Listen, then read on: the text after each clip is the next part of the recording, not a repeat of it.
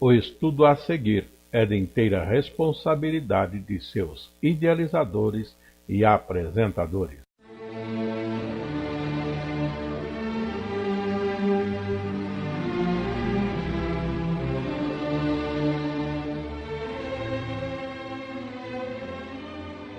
E a partir de hoje, nós vamos estar estudando com o pastor Afonso Chaves aspectos doutrinários no livro de Êxodos.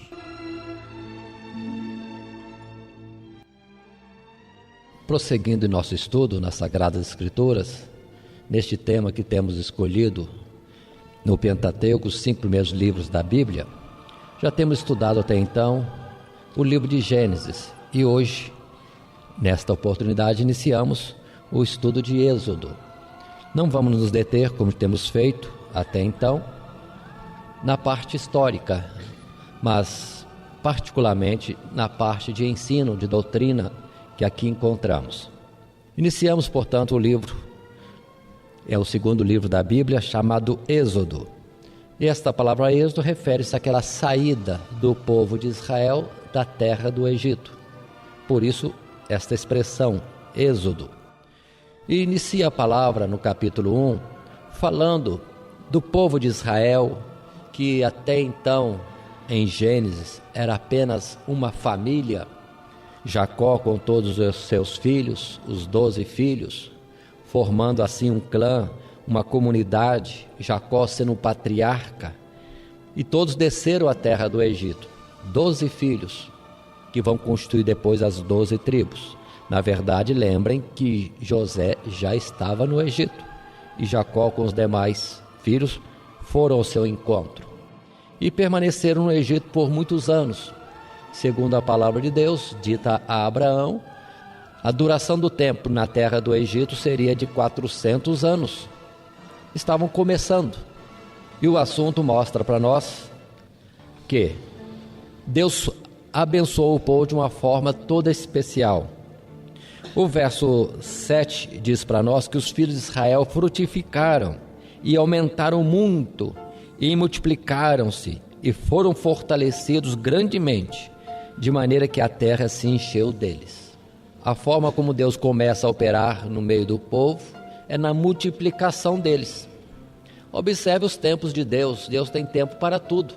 Falamos anteriormente da dificuldade de vir uma descendência em Abraão, porque Abraão, sendo chamado já velho, ainda demorou bastante a ter o seu filho Isaque, porque Sara era estéril, mas era o propósito de Deus, no tempo certo veio Isaque.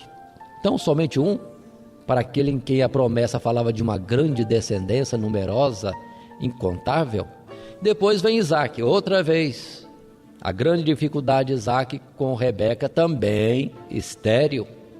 Para quem tinha promessas confirmadas de uma grande descendência, ter uma esposa estéril parecia uma adversidade intransponível. Mas no tempo certo, Rebeca também deu à luz filhos, 2. Que bom, aumentou de repente, está multiplicando. Antes 1, Isaque, agora na segunda geração 2. Mas observe a dificuldade que Esaú não tem nada de Deus, não tem anseios por Deus e nem é contado como descendência, nem de Isaque e nem de Abraão no aspecto espiritual.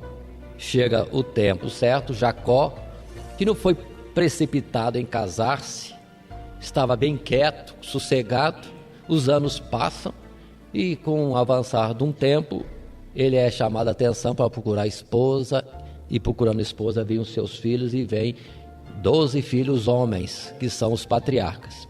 Mas observe que indo para a terra do Egito, agora sim Deus faz com que se multipliquem grandemente, assustadoramente aos olhos dos egípcios, pelo que inicia-se um processo em que o Egito queria barrar essa multiplicação do povo. E como fizeram isso naquele tempo? O verso 11 diz: e os egípcios puseram sobre eles maiorais de tributos para os afligirem com suas cargas, e edificaram a Faraó cidades de tesouros, Pitom e Ramessés. De um povo, a família de Jacó, povo de Israel, que veio para socorrer o Egito e o mundo, trazendo bênção para o mundo, agora são transformados em escravos. Observe essa particularidade que envolve o povo de Deus. Estando no mundo para abençoar o mundo, pelo mundo é afligido e perseguido. Continua essa história, ninguém vai fugir desta sina, porque Jesus mesmo disse que ele veio ao mundo e o mundo o aborreceu. Ele que era o Salvador, o sustentador do mundo, ele que é o todo o bem do mundo, rejeitado pelo próprio mundo. Isso é próprio nas questões desta existência, porque os filhos da carne, os filhos naturais deste mundo, não entendem aquilo que é de operação espiritual e, consequentemente, o povo de Deus, que também é espiritual. E assim está Israel, uma grande nação, mas numa situação de escravos na terra do Egito. Diz a palavra que se endureciam e amargavam a vida dele, entretanto, para Deus, isso não impedia que eles fossem multiplicados, porque o verso 12 diz: mas quanto mais os afligiam, tanto mais se multiplicavam, e tanto mais cresciam, de maneira que se enfadavam os egípcios por causa dos filhos de Israel. Isso não atrapalhava de forma nenhuma. Precisamos entender, irmãos, também esse aspecto da multiplicação dos filhos espirituais. Não há opressão, perseguição no mundo que possa impedir da igreja gerar filhos. Quanto mais apertar a igreja, mais a igreja vai ter filhos gerados para o nosso Deus. Observem que no tempo das perseguições do Império Romano, ficou famosa aquela frase de que o sangue dos mártires era semente. Quanto mais matavam os cristãos, muito mais gente se convertia. Não adianta. Fica também essa observação e não se espante com perseguições que possam haver, porque quando a coisa aperta para o povo de Deus, só tem um jeito, ele buscar a Deus. E buscando a Deus é mais bênção para o povo dele. E o mundo que quer ver-nos longe, perseguindo, vai ter-nos cada vez mais presentes pelo grande número dos salvos. Mas Faraó continua na sua atuação. Diz a palavra no verso 15, que ele determinou às parteiras das hebreias, de que quando uma hebreia viesse a gerar filhos, se fosse menino, deveriam as parteiras matá-los, ou matar este menino. E se fosse menina, deixasse viver. Mas diz aqui as Sagradas Escrituras que essas parteiras temeram a Deus e, com o risco da própria vida, não fizeram isto e continuava o processo de multiplicação.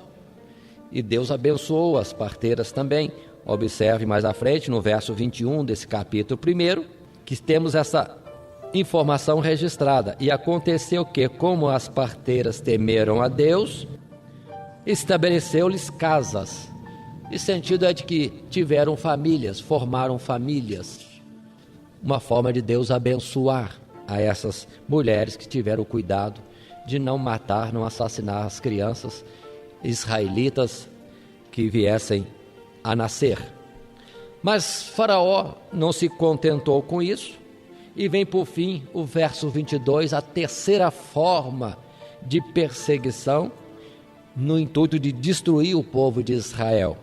Porque diz o verso 22 que Faraó ordenou a todo o seu povo, dizendo: a todos os filhos que nascerem lançareis no rio, mas todas as filhas guardareis com vida. Pronto. Todos os meninos que nascessem deveriam ser lançados no rio Nilo. Aí está. Faraó ordenando a matança de todos os recém-nascidos em Israel, para acabar com os israelitas ali na terra do Egito.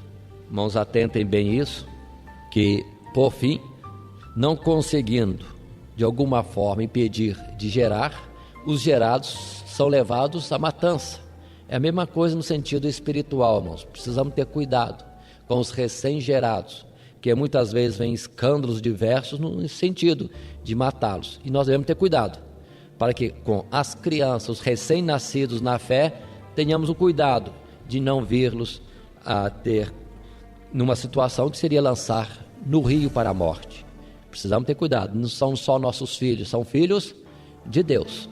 Mas, em frente, no capítulo 2, temos, por fim, o nascimento de Moisés registrado, conforme a história nos conta, que da tribo de Levi aconteceu que um casal temente a Deus e com fé, a palavra em Hebreus capítulo 11 diz que é uma questão de fé, não julgaram o seu filho no rio Nilo, mas guardaram em vida. Já era forma de Deus estar operando.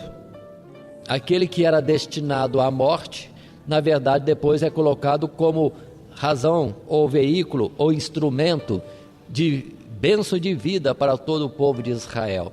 Observe nisso também figura de Cristo Jesus, veio condenado à morte, mas para trazer vida ao final. E assim é que Moisés, por atuação de sua mãe, é guardado em vida. Esse nome Moisés não foram os pais que lhe deram este nome, foi justamente a filha de Faraó que recolheu Moisés, que estava no cesto junto à margem do rio Nilo, ou mesmo nas águas junto à margem, e ela tomando a Moisés, seu coração se enterneceu por Moisés, adotou, e este nome significa tirado das águas, foi tirado das águas. E assim temos Moisés, criado no palácio de Faraó, como filho da filha de Faraó. Seria uma posição muito elevada, seria como um neto do Faraó, e assim é que Moisés tem toda a educação da terra do Egito, aprende toda a ciência da terra do Egito, coisa que não está escrito em Êxodo, está escrito em outras passagens. E foi nesta forma que, sendo já adulto, instruído na terra do Egito, que Moisés vai visitar os seus irmãos e passa a observar e ver a opressão deles e atua em seu favor. Como foi que isso aconteceu? Verso 11 do capítulo 2. Aconteceu naqueles dias que, sendo Moisés já grande, saiu a seus irmãos, os israelitas, e atentou nas suas cargas, e viu que um varão egípcio feria a um varão hebreu de seus irmãos, e olhou a uma e a outra banda, e vendo que ninguém ali havia, feriu ao egípcio e escondeu na areia. Não tinha ninguém? Se não tinha ninguém, tinha o que foi livre. O próprio que foi salvo de ser ferido e morto, viu Moisés fazendo aquela defesa. Diz a palavra aqui mais à frente, verso 13, que no dia já seguinte, Moisés saiu de novo para encontrar os seus, ver os seus, e atentou que 2 israelitas, 2 hebreus, lembrando que hebreu também está relacionado com israelita, e a palavra hebreu significa aquele que é da além rio, é uma tradução da palavra hebreu, porque veio Abraão de além rio, de Ur da Caldeia, esse é o sentido dessa palavra hebreu, mas a palavra israelita é mais própria, mais espiritual, porque Deus é quem deu este nome a Jacó, porque Israel significa aquele que luta com Deus e prevalece. E assim sendo, ele chega para aqueles 2 que estavam contendendo, em especial para aquele que feria ao seu irmão, e diz desta forma, neste assunto: por que feres o teu próximo? Observe a intervenção de Moisés. Não achava adequado, impróprio, um irmão ferir ao seu irmão. 2 irmãos em conflito. Mas a resposta que ele teve, do verso 14, é: quem te tem posto a ti por maioral e juiz sobre nós? Pensas matar-me como mataste o egípcio? Vem Moisés como pacificador, como ajudador, como livrador. Em Atos capítulo 7, no verso 25, Estevão, defendendo-se diante do grupo de autoridades que o questionavam, Estevão cita isso. Moisés já tinha no seu coração o entendimento e a intenção de trabalhar pelo seu povo, mas foi rejeitado. E nós já vimos certa vez esse particular. Moisés, de fato, pela história já conhecemos, estava no propósito de Deus para ser o libertador de Israel, Mas, irmãos, é cada coisa no seu tempo. Não podemos avançar no propósito de Deus. Ainda que Deus diga para nós alguma coisa, espere o tempo certo. Porque Deus é quem vai fazer, não somos nós. Foi por isso também que Davi, sendo ungido rei pelo próprio Deus, não teve presunção de ser rei, enquanto Saul estava no trono. Conforme ele mesmo disse, Deus o constituiu e no tempo certo Deus vai tirá-lo. Mas tomemos este exemplo de Moisés, que antecipou-se, usando a sua influência, a sua posição, a sua força, agindo por uma obra que era propósito de Deus. Mas foi bom, aprendeu lição, que ele mesmo não tinha condição de fazer isto. E vendo que estava descoberto diante do povo, já era notório, isso viria a conhecimento de Faraó, Moisés foge da terra do Egito. Essa fuga da terra do Egito, apesar de parecer assim tão simples, lá em Hebreus capítulo 11 é colocado como ato de fé. Entre uma situação e outra, ele preferiu sofrer com o povo de Deus, preferindo a posição de ser de Israel, do que usar sua influência como filho da filha de Faraó. Fugiu da terra do Egito. A continuidade histórica disso é que Moisés vai para a terra de Midian e lá fica entre os midianitas, que ainda eram uma família não numerosa. Ali vem a casar-se e tem como sogro o sacerdote de Midian, Jetro, como é chamado em certo lugar, e ali vive a sua vida normal, casado, tendo filho e cuidando do rebanho do sogro. E é nessa situação que os anos se avançam. Um Moisés que viveu 40 anos na terra do Egito, no palácio, agora vive 40 anos no deserto cuidando de ovelhas. Que situação bem diferente, bem oposta. Para quem seria libertador de Israel, não estava em treinamento, não humano, mas no treinamento de Deus, a escola de Deus, que é diferente. E assim sendo, capítulo 3 inicia no primeiro verso mostrando um particular.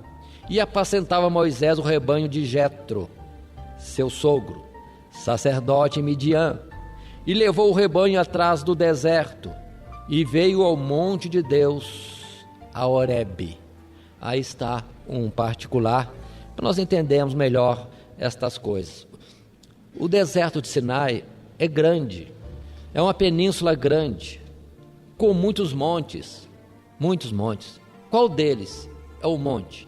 Muitos dizem o monte do Sinai, mas no Sinai temos muitos montes.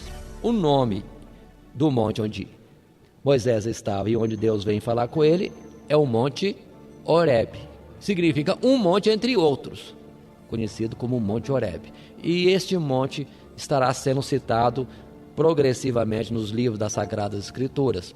Inclusive Elias, vamos ver mais à frente, que se refugiou no Monte Horebe, conhecido como Monte de Deus. Estando ali, Moisés, com a única preocupação de cuidar do rebanho, foi quando Deus lhe aparece naquela chama que estava na sarça. A sarça ardia, mas não se consumia. Havia fogo nos ramos, mas não havia formação de fumaça, de cinza queimando a planta. A planta estava viva, ainda com a chama em cima. Moisés atentou àquilo e disse: que eu estou vendo? E chegou mais perto. Mas aproximando-se, ouve a voz que lhe diz: Moisés, Moisés. E ele disse-me: eis-me aqui. E a voz diz para ele: não te chegues para cá. Tira os teus sapatos de teus pés, porque o lugar que tu estás é terra santa. Aí está. Deus aparece a Moisés desta forma, na aparência de chama. Chama, fogo que está na sarça. Tudo isso, irmãos, é sentido importante. Fogo não pode estar numa planta, que a planta é consumida, destruída pelo fogo. Mas observe que o nosso Deus, que é chamado fogo consumidor, ele pode estar numa planta sem que ela seja destruída. É onde nós precisamos entender esse particular. Que aqui há ensinamento, que Deus pode estar nas nossas vidas. Conforme mais tarde vamos ver alguém dos servos de Deus dizendo: Deus fala com o homem e o homem não morre. Muito mais temos em que Deus quer habitar em nós e nós não vimos com isso sermos consumidos. Deus quer ter isso particular conosco, de viver em nós, ainda que Ele seja for o consumidor e não sermos consumidos. Mas continuemos um pouco. Por que esta palavra não chegues para cá? Por que tirar os sapatos dos pés, porque o lugar que estás é terra santa? Irmãos, muitos têm ideia de um lugar santo, como se o poder, a graça, a virtude estivesse no lugar, como alguns acham que a graça e virtude está num objeto. Não existe isso, não existe isso. Deus pode usar muitos símbolos, e pela aplicação dos símbolos adequadamente Deus opera, mas o poder, a virtude, a graça não está no objeto do símbolo, de forma nenhuma. E atentem também que com o passar do tempo todos os símbolos foram tirados praticamente, e ficou tão somente a expressão que Jesus nos ensinou ao dizer: Deus procura os verdadeiros adoradores, aqueles que o adoram em verdade e em espírito. Se alguém busca a Deus em verdade e em espírito, Ele abençoa, sem símbolo ou com símbolo. É o caso, por exemplo, da Santa Ceia. Se alguém vem para a Santa Ceia contrito em verdade e em espírito para ter um encontro com Deus, participar da mesa do Senhor, assim, aquele ato é benéfico, é bênção, é saúde espiritual. Mas se ele vem não em verdade, não em fé e em espírito para este ato, não lhe faz coisa alguma, a não ser ao contrário, fazer mal se ele vem com displicência, não fazendo separação, compreensão, tendo o cuidado de respeitar o símbolo do corpo de Cristo e Jesus. Assim poderíamos falar da água do batismo, poderíamos falar também do azeite da unção. O poder não está no azeite da unção, está na fé daqueles que oram e do que recebe a oração. Como disse Tiago, a fé curará o enfermo, e se tiver cometido pecado, ser-lhe-ão perdoados. Observe esse particular. Mas por que então tirar o sapato dos pés? É o sentido da presença de Deus, e na presença de Deus temos que ter todo o cuidado. Esse fato, essas palavras são repetidas depois, mais tarde, para Josué. Não é por causa da terra, porque ele não estava no Monte Horebe, ele estava lá em Canaã, ou próximo de Canaã, antes de atravessar o Rio Jordão. E o anjo lhe aparece e diz a mesma palavra: tira os teus sapatos de teus pés, porque o lugar que pisas é santo. Mas o sentido não é o lugar, terra, como muitos chamam a Palestina de terra santa. Não tem nada de santo ali, é mundo, é terra, que vai ser desfeito num tempo certo. Mas por que esse aspecto? É o cuidado que devemos ter na presença de Deus, o que depois lá em Eclesiastes vai ser falado por Salomão, no capítulo 5. Quando entrares na casa de Deus, guarda os teus pés. E qual é o sentido? É tirar o sapato lá fora? Não é assim não, é saber que está entrando no lugar santo. Santo por quê? Porque é na presença de Deus. E lá em Eclesiastes vai dizer: sejam poucas as tuas palavras, como depois no lugar vai dizer, esteja pronta a ouvir e tardio a falar. Não seja precipitado em fazer votos. Então, ao chegarmos na presença de Deus, ou buscarmos a Deus, ou Deus se fazer presente no contato conosco, vamos ter todo o cuidado, toda a prudência. Esse é o sentido, porque Deus é tremendo, é santo. Veja o que aconteceu com Isaías. Isaías viu a Deus e então ficou assustado. Ele era homem de Deus, profeta, mas quando ele viu Deus face a face, toda a santidade ou cuidado, pureza que ele pudesse ter, ele achou que não era nada, e disse daquela forma: ai de mim que vou perecendo, pois sou um homem de lábios impuros e habito no meio de um povo de impuros lábios. Qual o sentido? Justamente isso, que quando ele viu o Senhor é muito mais santo, puro, do que nós possamos imaginar. Voltemos a Êxodo no capítulo 3 ainda. Verso 7. Deus fala com Moisés: tenho visto atentamente a aflição do meu povo que está no Egito, e tenho ouvido o seu clamor por causa dos seus exatores, porque conhecia as suas dores.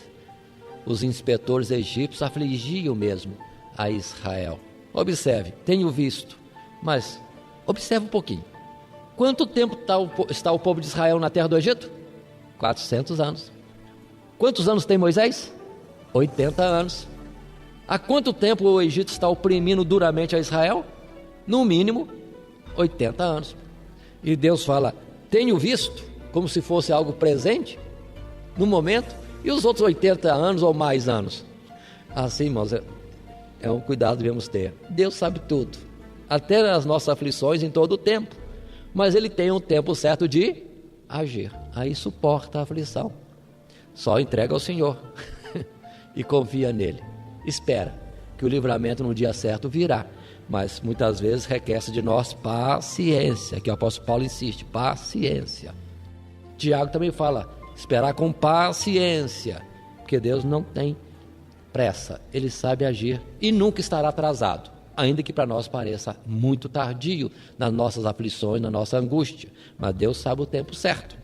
Verso 8, portanto desci para livrá-lo da mão dos egípcios, para fazê-lo subir daquela terra, uma terra boa e larga, uma terra que emana leite e mel. Aí segue outras promessas e citações. Aqui é a figura dos lugares celestiais, que naquele tempo, o tempo de falar em figuras para o mundo, o povo de Israel é o povo de Deus atual, nós estamos no Egito ou na caminhada para a terra prometida, que não é aqui, é nos céus. Continua a palavra falando, Deus com Moisés, mas Deus falando que enviava a Moisés para libertar o povo, verso 10, vem agora, pois, e eu te enviarei a Faraó, para que tires o meu povo, os filhos de Israel, do Egito.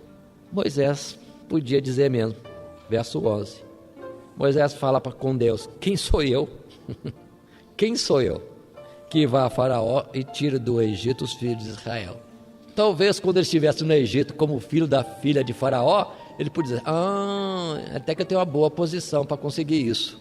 Mas agora, 40 anos ausente do Egito, sabendo cuidar de ovelhas, talvez esquecido da ciência do Egito, voltar para libertar o povo, quem sou eu? Observe que é nessa situação de reconhecer-se incapaz de fazer a obra de Deus que está a oportunidade de Deus usar como instrumento, porque aquele que é instrumento nunca poderá gloriar-se daquilo que é feito através dele. É onde Paulo teve a instrução, quando Deus lhe falou, o meu poder se aperfeiçoa na fraqueza. Paulo buscando de Deus um socorro, um livramento, Deus não deu. É assim que eu quero você, para poder te usar como instrumento de evangelização do mundo, de ensino no mundo. E assim Paulo acatou e recebeu, e disse, me gloriarei nas minhas aflições, porque nessa situação de abatimento, Paulo disse, se aperfeiçoou o poder de Deus. Assim está Moisés quebrantado, talvez nem soubesse direito a língua do Egito, mas ele reclama, quem sou eu? Observe, primeira escusa para não fazer a vontade de Deus, cumprir a ordem de Deus. Mas Deus lhe responde no verso 12, quando Deus diz, certamente eu serei contigo. Qual a nossa capacidade? Nenhuma. Mas onde está a certeza da vitória? A presença de Deus conosco, só isso. Deus sabe fazer e é quem faz, na verdade, tudo, e prospera naquilo que Ele quer agir. Então Moisés tem resposta de Deus quando apresenta uma dificuldade. Mas segue a mais, no verso 13, Moisés dá outra desculpa. Qual é a desculpa? Ele diz assim, Moisés, eis que quando vier aos filhos de Israel e lhes disser, o Deus de vossos pais me enviou a vós, e eles me disserem, qual é o seu nome? Que lhes direi? Deus me mandou, mas Deus, quem é esse Deus? Qual o nome desse Deus? Quem é esse Deus? Eles vão me perguntar, o que eu vou dizer? E Deus fala com Moisés, verso 14, é importante essa resposta de Deus. E disse Deus a Moisés, eu sou o que sou. Disse mais, assim dirás aos filhos de Israel, eu sou, me enviou a vós. Um detalhe, eu sou, no sentido daquele que é. Agora, fora de Deus, quem é? O irmão é? A irmã é? Eu sou? Não. Nós temos sido sustentados por Deus. Deus tirando o seu sustento, deixamos de ser.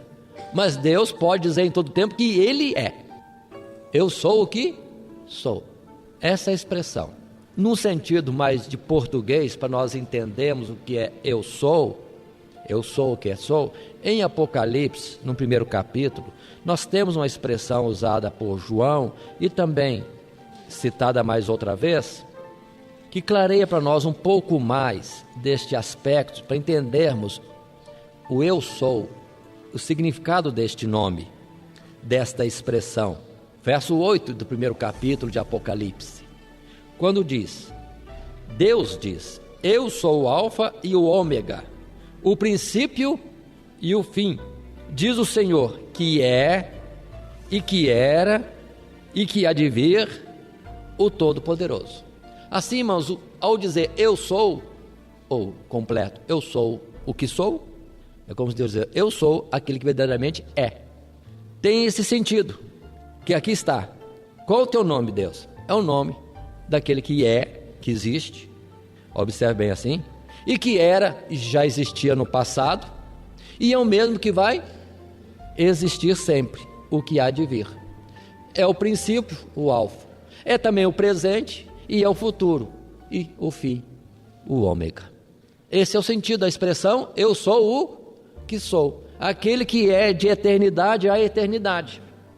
Ou a expressão de Hebreus, nosso Deus é o mesmo, ontem, hoje e eternamente, no sentido daquele que é sempre existente. Quanto a nós não somos sempre existentes.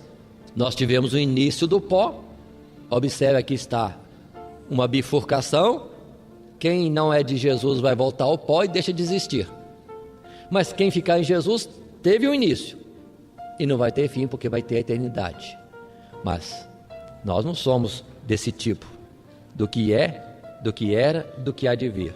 Nós poderemos ser muito bem colocados na expressão do que somos e haveremos de ser, se estivermos em Cristo Jesus. Mas só Deus é o eternamente existente.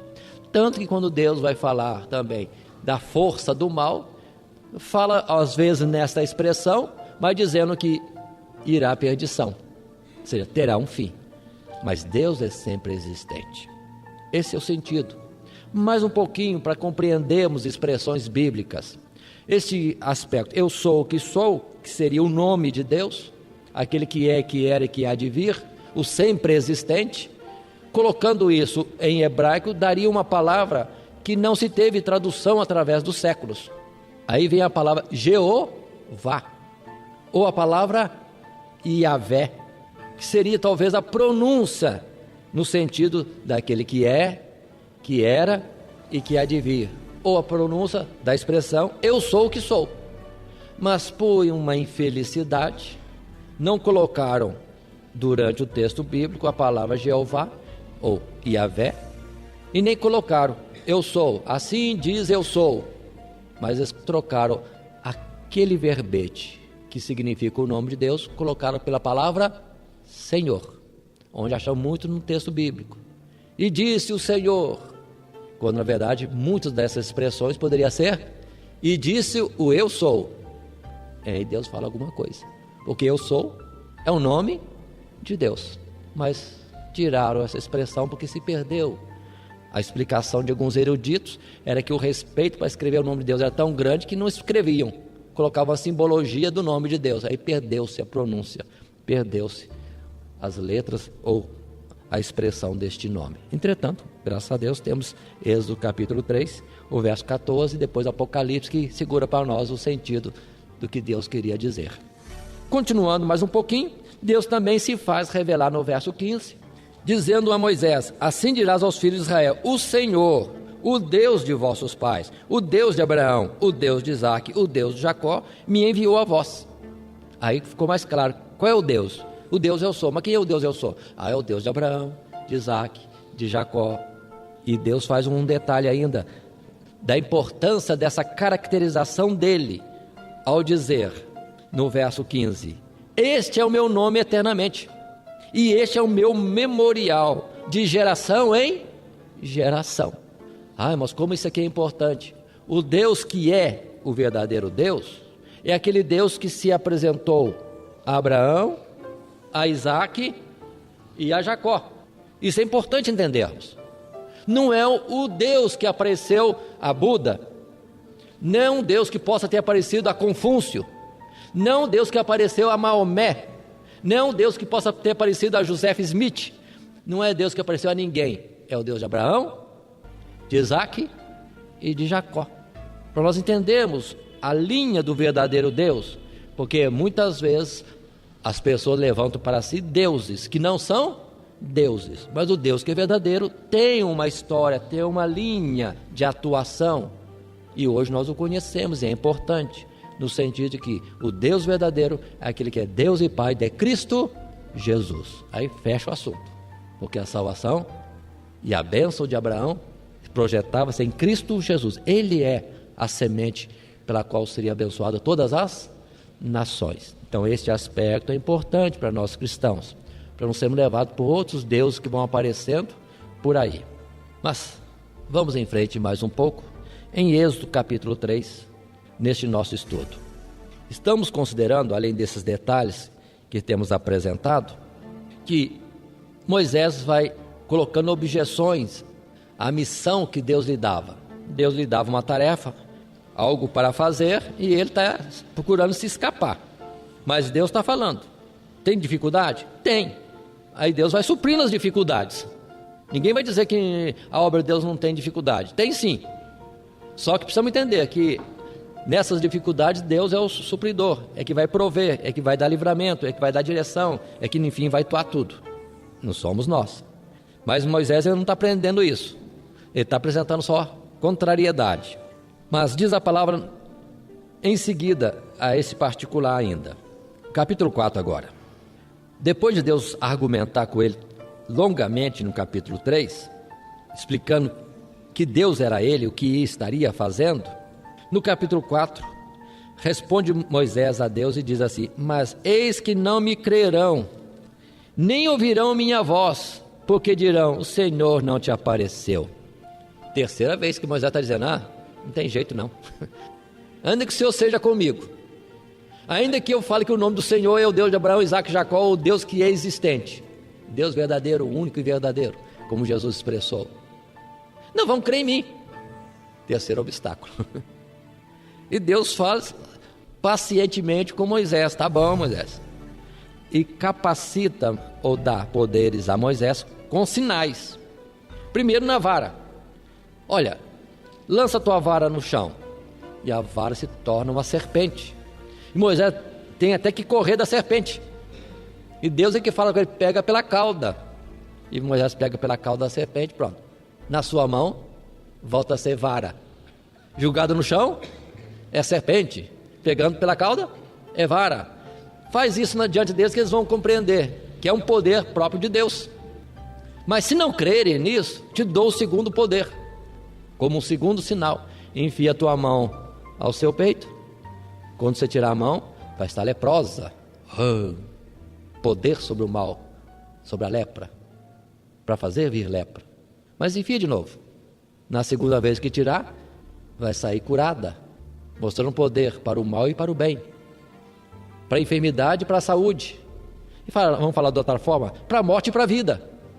Se não crer no primeiro sinal, vão crer no segundo. Mas Deus deu um terceiro sinal ainda. Pegue a água do rio e derrama diante deles, do povo de Israel. Eles vão ver que a água se transforma em sangue na terra seca. Aí vão crer.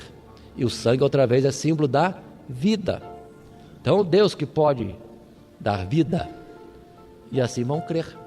Tá bom, Moisés está agora com bastante bagagem para a obra, a missão que Deus lhe dava. Mas Moisés apresenta outra dificuldade, a quarta. Qual a quarta dificuldade? Está ali no verso 10. Então disse Moisés ao Senhor: Senhor, eu não sou homem eloquente, nem de ontem, nem de anteontem, nem ainda desde que tens falado ao teu servo, porque sou pesado de boca e pesado de língua. Deus, não sei falar. Eu não sei como é isso que não sabia falar. Alguns dizem que era gago, não sei se é gago não. Talvez não tivesse sabedoria para falar, mas lembra que tinha 40 anos no palácio, mas está dizendo que não sabe falar. Tá bom, não sabe falar. E Deus lhe dá provisão outra vez. Mas atente à resposta de Deus no verso 11, que Deus lhe diz: disse-lhe o Senhor: quem fez a boca do homem? Ou quem fez o mudo? Ou quem fez o surdo? Ou quem fez o que enxerga?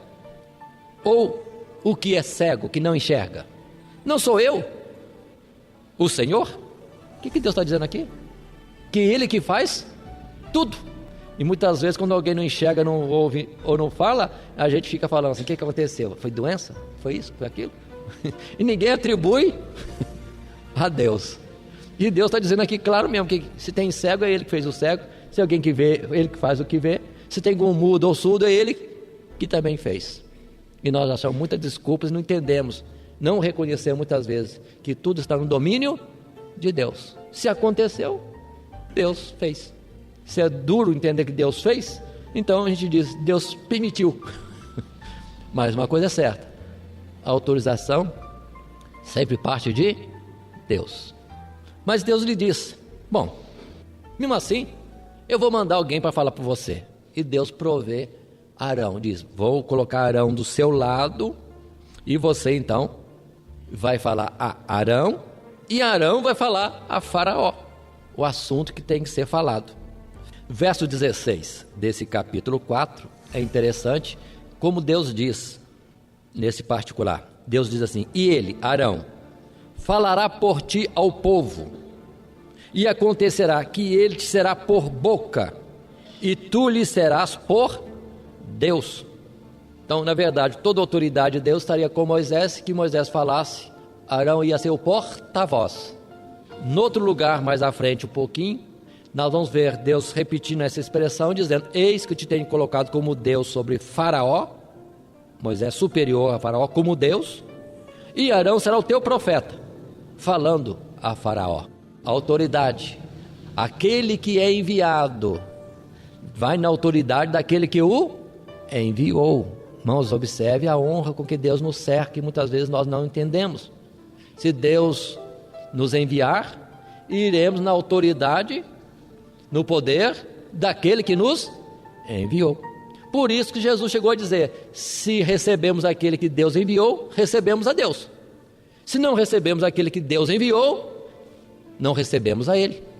É onde Jesus, se for aceito, isso é bom aos olhos de Deus. Mas se Jesus não é aceito, é adversidade, contrariedade ao próprio Deus que o enviou. Observe isso particular. A autoridade com que Deus reveste os que Ele tem capacitado na face da terra, os que tem chamado e dado missões. Não é só o pastor, não. Muita gente pensa que é só o pastor. É cada um dos irmãos. Porque nós somos chamados para sermos sacerdotes e reis. No outro lugar fala que nós somos embaixadores de Cristo na face da terra. Aí está a nossa autoridade. No fato de sermos enviados por Deus. Um alerta de que alguns dizem, onde eu for, Deus vai comigo. Não, senhor.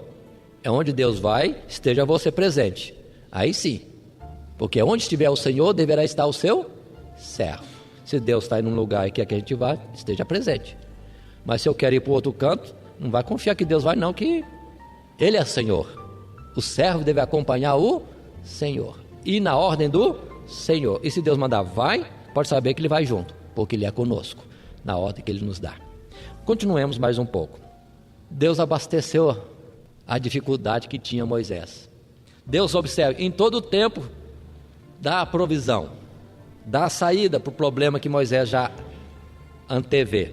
Mas chega um momento, no verso 13 do capítulo 4, que Moisés, depois de não ter mais argumento, ele diz assim, Senhor, envia por a mão daquele a quem tu has de enviar. Traduzindo no português mais claro, envia outro, eu não. Se ele falasse com o Senhor, não tem condução.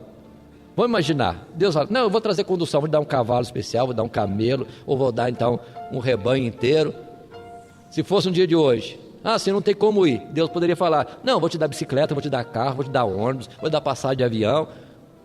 O que Moisés apresentasse de dificuldade, ou que cada irmão pudesse apresentar dificuldade na hora de receber a missão de Deus, Deus ia suprir. Mas quando alguém diz para Deus, eu não, manda outro. Aí Deus não aceita. Deus não aceita. Pode apresentar para Deus 1001 dificuldades. Deus, tá bom, vou suprir essa dificuldade. Mas quando alguém diz, Senhor, eu não vou, aí o negócio fica complicado. Por isso que agora sim, no verso 14 do capítulo 4, então se acendeu a ira do Senhor contra Moisés. Agora, só agora, Deus está irado. Quando o homem a quem Deus reveste, capacita, supre, tudo que é necessário para fazer a obra, ele diz: não vou. Aqui não tem desculpa, irmão. Aqui é desobediência mesmo. É teimosia, rebeldia. Aí Deus se ira. Tá bom, não tem como fugir. Deus está mandando, aquele a quem Deus envia, é ele que tem que ir. Em vários lugares nós vemos isso, irmãos. Deus escolheu, e é aquele que Deus escolheu. Não adianta correr. Se Deus te chama, vai tratar com Deus. Toda a sua dificuldade, toda a sua preocupação, todos os obstáculos que você vê para esta missão, derrama tudo. Só não diga que não vai. Só não diga isso. Pode pedir para Deus tudo que você quiser para fazer esta missão, mas não diga que não vai. Se Deus está chamando, é porque é para ir. Se tem uma outra opção, ele mandaria outro. Mas se está chamando você, não recuse. Simplesmente obedeça. É a única vez que nós temos Deus irado nesta conversa longa e difícil com Moisés, um Moisés resistente à ordem de Deus. Mas, por fim, com toda a colocação que Deus determina, Moisés está partindo para encontrar Arão, e com Arão ir ao Egito, e no Egito falar ao povo de Israel, e lá no Egito depois falar com o faraó e cumprir a vontade de Deus. Tudo isso nós vemos nesses versos até o capítulo 4, verso 17 que nós temos lido. A sequência dos fatos no capítulo 4, que temos aqui diante de nós, leva ao fato de que Moisés fala com o povo, faz os sinais, o primeiro sinal da serpente, faz o segundo sinal da mão leprosa, faz o terceiro sinal da água lançada à terra que vira em sangue. E o povo crê.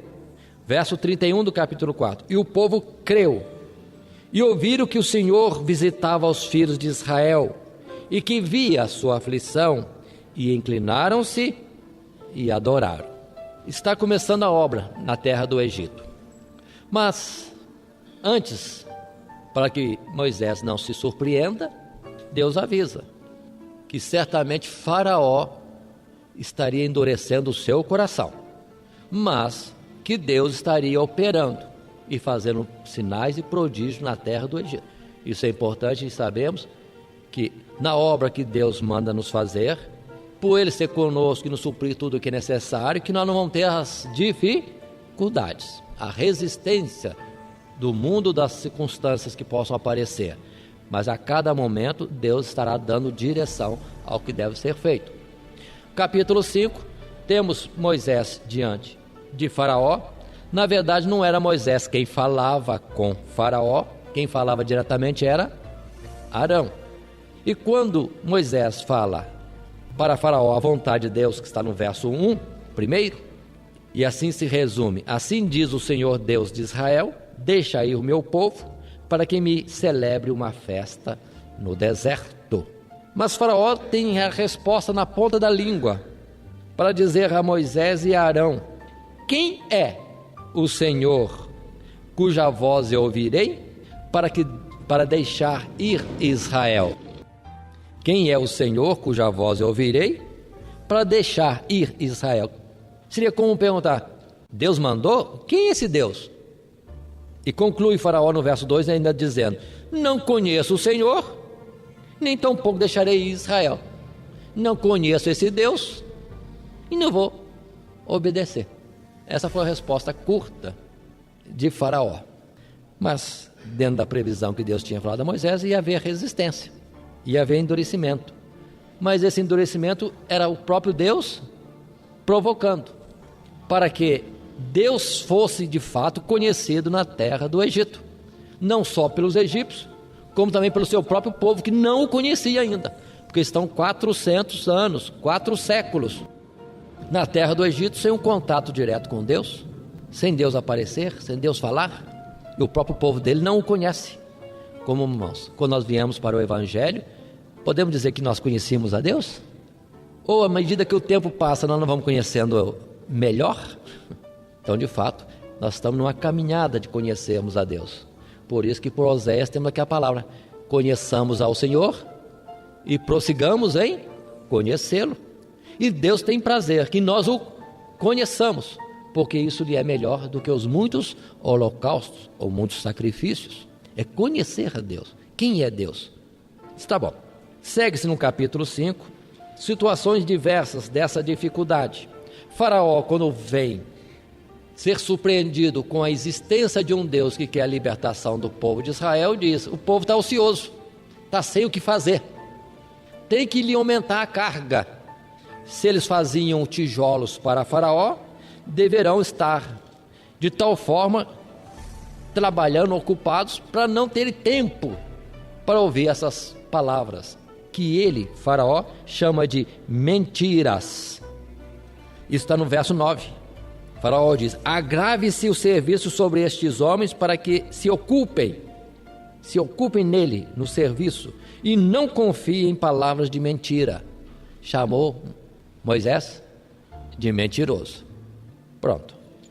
E o aperto é que, se os egípcios forneciam a palha, carregavam palha, o que era leve, e o serviço duro de amassar o barro e formar o tijolo era dos israelitas, agora nem o serviço leve os egípcios queriam fazer. O povo de Israel tinha que providenciar a palha e também os tijolos, na quantidade de cada dia, sem diminuir nada. E com isso, naquele aperto, não conseguiram fazer, que a palavra deixa entendimento que não estavam conseguindo dar conta com a dobra do serviço agora, os que eram maiorais do povo de Israel eram açoitados pelos inspetores dos egípcios, que tinham que produzir e não estavam conseguindo produzir. E diante desse problema, Deus fala com Moisés sobre tudo o que estava acontecendo, que era aquilo que tinha sido dito antes, que Faraó iria endurecer, não ia deixar o povo ir, mas será projeto de Deus para Deus mostrar-se ao Egito e também para o povo de Israel. E Deus fala longamente com Moisés, explicando esse particular, no capítulo 6 também, do que Deus estava planejando fazer, do que iria fazer, para Moisés então entender que aquela resistência de Faraó e o que mais havia em contrário não era nada, estava dentro da previsão e da obra de Deus. No capítulo 6, no verso 9, temos um fato interessante. Deste modo falou Moisés aos filhos de Israel. O que Deus falou com Moisés, e Moisés entendeu e consolou-se. Observem, Moisés falou com o povo de Israel, os filhos de Israel, verso 9 do capítulo 6. Mas eles não ouviram Moisés, por causa da ânsia do espírito e da dura servidão. Aí eles não estavam mais querendo ouvir. Moisés falava de bênçãos, etc, que Deus estava providenciando para eles. Eles não queriam ouvir, porque estavam preocupados. Tinha que fazer tijolo. Tem que fazer tijolo. Quantas vezes é assim, né, mano? Deus manda profeta, fala através de servos seus à igreja para consolar, para orientar, para abrir os olhos e olhar para cima, para o que Deus está fazendo e as suas promessas gloriosas, mas a gente está tão aflito, com dificuldade, com luta, que não quer nem ouvir. Ou se ouve, isso passa despercebido, porque a aflição é grande. Assim foi com o povo de Israel na terra do Egito também. O que vamos ter em seguida, irmãos, na sequência destas palavras, entrando no capítulo 7, eu acho interessante destacar isto. Lembre-se que Deus mostrou a Moisés 3 sinais, deu a ele capacidade de poder em 3 sinais. Ele apresentou os 3 sinais para o povo de Israel, e lá atrás nós lemos que o povo de Israel creu e adorou a Deus. Depois ele não está ouvindo mais porque a aflição está apertada. Tá bom. Mas quando Moisés vai chegar a Faraó e apresentar-se como mensageiro de Deus, ele não faz os 3 sinais. Ele não quer argumentar muito. Observe esse particular. Nós temos no capítulo 7 que o próprio Deus diz assim para Moisés: Moisés, quando o Faraó te perguntar ou te pedir um sinal, Deus te mandou? Deus? Que sinal você opera para mostrar que Deus te mandou? Então você lança a vara.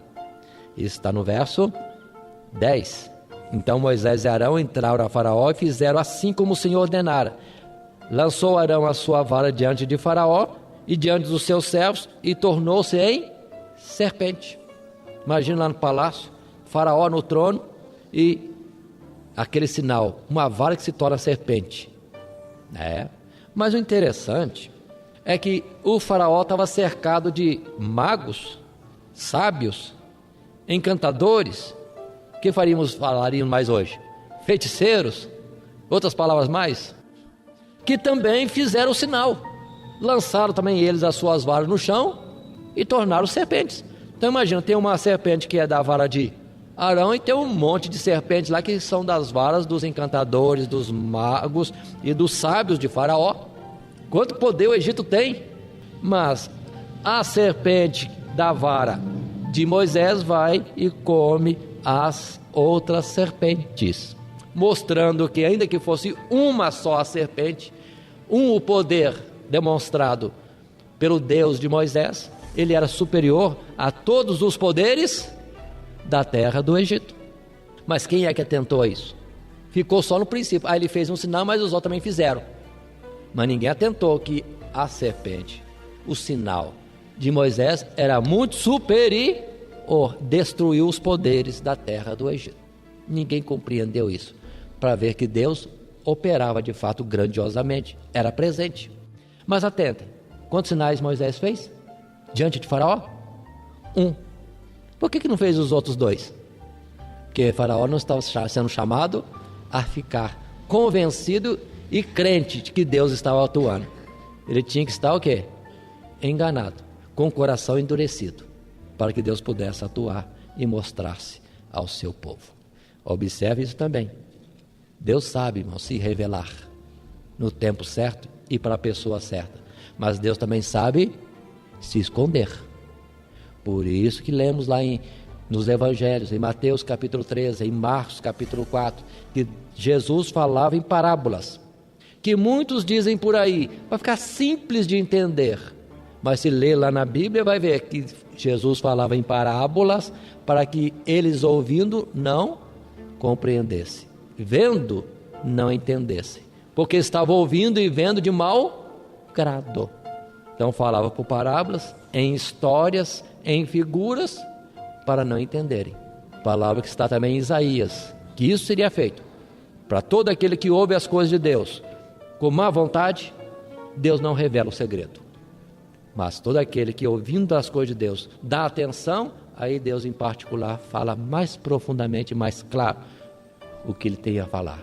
Assim acontecia várias vezes com os discípulos. Jesus pregava, falava em parábolas, estava todo mundo ouvindo. Chegava em particular depois e ele falava: Jesus, não entendemos, o que o senhor queria dizer? Aí Jesus falava em detalhes para eles: o semeador é isso, a semente é aquilo, o joio é isso, o trigo é aquilo. E Jesus explicava todos os detalhes da parábola e dizia mais: a vós foi dado conhecer os mistérios de Deus, mas a eles não. E assim, irmãos, não estejam preocupados. A nossa missão é falar de Jesus, anunciar. Nós somos o bom cheiro de Cristo ao mundo. Quem crer é salvação, mas quem não crer é bom cheiro de Cristo para a justiça de Deus. Não vão ser salvos porque não creram, ouviram de mau grado, de má vontade. Mas vamos fazer a interrupção aqui no livro de Êxodo, nesse capítulo 7 em que paramos, e vamos dar sequência em outra próxima oportunidade, considerando os demais sinais que Deus vai operar na terra do Egito, mas não como sinais, já será aquilo que foi chamado de pragas sobre a terra do Egito. Que Deus abençoe em Cristo Jesus. Amém.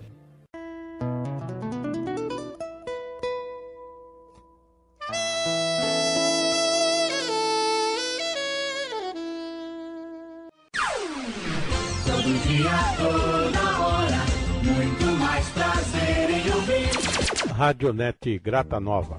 Web Rádio, a qualidade que faz a diferença, cada vez mais necessária. Rede Grata Nova de Evangelização. Acesse nosso site www.horadadecisão.com.br. Hora da Decisão, tudo junto, sem acento.